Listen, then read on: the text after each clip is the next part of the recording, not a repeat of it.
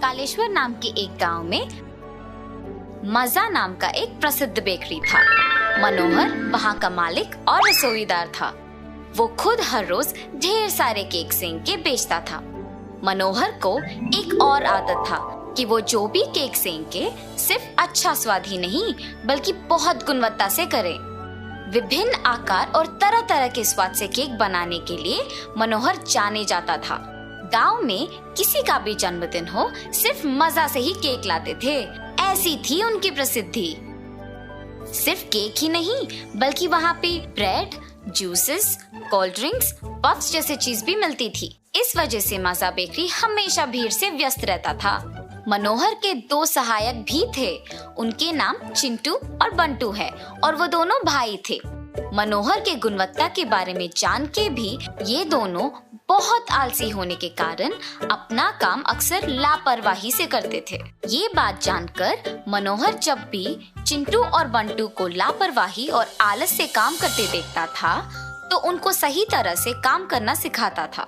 पर चिंटू और बंटू सुधरते नहीं थे और उसी लापरवाही से काम ठीक से नहीं करते थे। ऐसे ही एक दिन बंटू केक सेंकने के लिए सामग्री बिना जांचे मनोहर के पास रख दिया था, जो मनोहर केक की तैयारी के लिए उपयोग करने वाले थे। दूसरी तरफ चिंटू केक बनाने के लिए जरूरी बर्तन साफ करके मनोहर के पास रख दिया था। उसमें मनोहर आटा पीसने वाला था। तब बर्तन देख के कहता है, अरे चिंटू, तूने इस बर्तन को ठीक से साफ नहीं किया। केक का क्रीम वैसे के वैसा ही रह गया। दिन प्रतिदिन तुम्हारा आलस बढ़ते जा रहा है। तुम्हारा वेतन से इस महीने पैसे काटूंगा, तभी तुम सीधा रास्ता पकड़ोगे। मनोहर मैदा को पीसने के लिए अपनी मुट्ठी में लेता है और गुस्से से कहता है, अरे बंटू, तू भी नहीं सुधरेगा। कितनी बार कहा है मैंने कि केक के सामग्री को 1-2 बार ध्यान से जांच के मेरे पास लाया करो। तुम दोनों को इन 3 सालों में मैंने कुछ 1000 बार कहा है कि स्वच्छता और गुणवत्ता के बिना कोई काम मत करो। अब कोई फायदा नहीं है। तुम दोनों को इस महीना मैं वेतन ही नहीं दूंगा, तब समझ में आएगा तुम दोनों को। कहकर मनोहर चला गया और चिंटू और बंटू को मनोहर पे गुस्सा बहुत आया था। अब आगे से मैं इनके यहाँ काम नहीं करूंगा। मैं भी। देखते हैं हमारे बिना ये महाराज बेकरी कैसे चलाएंगे। परंतु अगर हमने यहाँ नौकरी छोड़ दिया तो फिर हम कैसे जिएंगे? हम दोनों को केक सेंकना आता है और बन भी बनाना आता है। अपने माता पिता के पैसे और सहायता से एक और बेकरी को शुरू करते हैं, चलो। ऐसे तय करके दोनों भाई निकल पड़ते हैं। मनोहर के मजा बेकरी के ही गली में अपना नया बेकरी निर्मित करते हैं। इन सब से अनजान मनोहर अगले दिन हर रोज की तरह अपना बेकरी खोलने चल पड़ता है। रास्ते में जब चिंटू बंटू को देखता है तो कहता है, अरे क्या हुआ, तुम दोनों काम पे नहीं आ रहे हो? कम से कम बोल के तो छुट्टी लेते। तब चिंटू बेकरी के बोर्ड को दिखाते, यहाँ पे जो लिखा है वो तो पढ़िए। क्या तुम दोनों ने यहाँ पे काम करना शुरू किया? चलो, गुस्से में ही सही, तुम दोनों ने एक फैसला तो लिया, अच्छे से काम करो। हम यहाँ पे सहायक नहीं मालिक हैं, ये हमारा बेकरी है। हा हा हा। अरे वाह, ये तो खुशखबरी है। आशा करता हूँ कि तुम दोनों बहुत आगे जाओ। अगर कभी सहायता की जरूरत पड़ी तो मुझे पूछने से झिझकना मत। कहीं ऐसे दिन न आए कि आपको हमारी सहायता की जरूरत पड़े। मनोहर कुछ ना कह के वहाँ से चला जाता है, इस खुशी में कि उनके पास काम करने वाले अब अपने बल पे कुछ कर रहे हैं और हर रोज की तरह अपने व्यस्त बेकरी को संभालने के काम में पड़ जाता है। दूसरी तरफ चिंटू बंटू का व्यापार आगे ही नहीं बढ़ता है, आमदनी नहीं आता है और निवेश के पैसे भी वापस ना पाकर दोनों को चिंता होती है।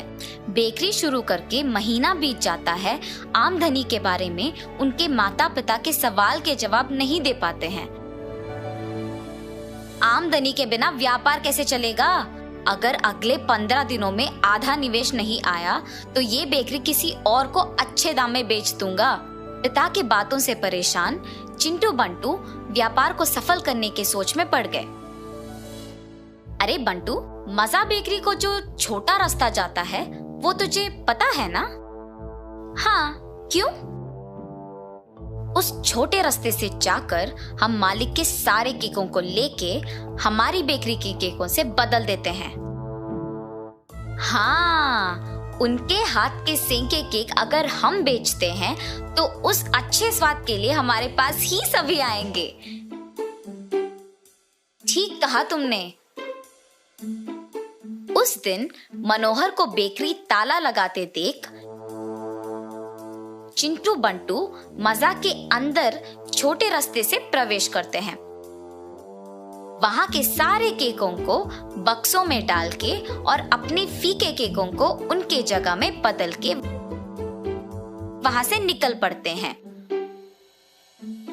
अगले दिन जब मनोहर हमेशा की तरह अपने केक को बक्सों में वितरण करने के लिए सब कुछ तैयार कर रहा होता है, तब अचानक से देखता है कि उसके सूची में लिखे 6 तरह के केक नहीं हैं और हैरान हो जाता है।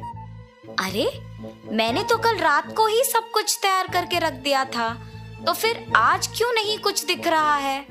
वितरण के लिए ज्यादा समय भी नहीं है, अब क्या करूं? ऐसे सोचते ही उसने फिर दूसरी बार सूची पे लिखे सारे केक बनाने लगा, पर उतने में सारे खरीदने वाले बेकरी पे आके इंतजार कर करके थक जाते हैं और समय नहीं होने पर चिंटू बंटू के बेकरी को चले जाते हैं। चिंटू बंटू के बेकरी पर वही आकार के केक्स देखकर सारे वही पे केक खरीदते हैं। मनोहर के बेकरी के उसी गली में चिंटू बंटू के बेकरी को भीड़ आते देख मनोहर उनके बेकरी को जाता है। वहां पे उसके यहाँ लापता केकों के दिखने पर कहता है, तुम दोनों को आलस और लापरवाही के साथ साथ चोरी की भी आदत लग गई है।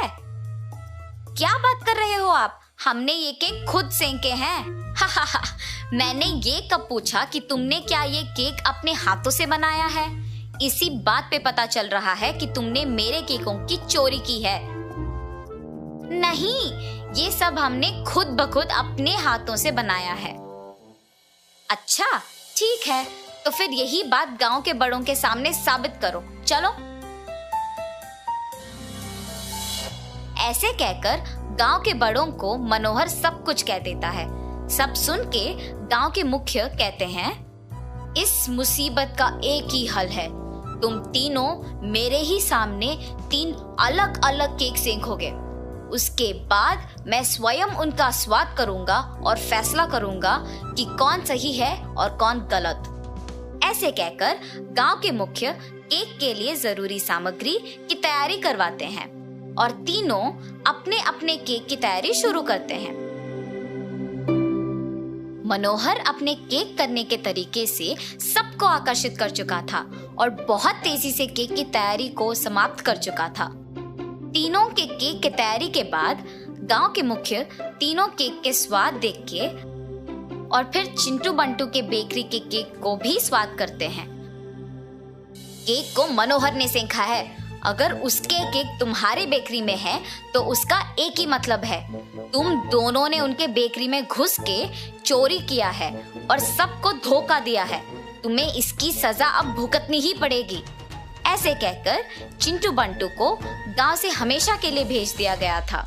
इस कहानी का नैतिक है, मेहनत करोगे तो जिंदगी में कुछ भी हासिल कर पाओगे, आलसी बन जाओगे तो सबके सामने मजाक बन जाओगे।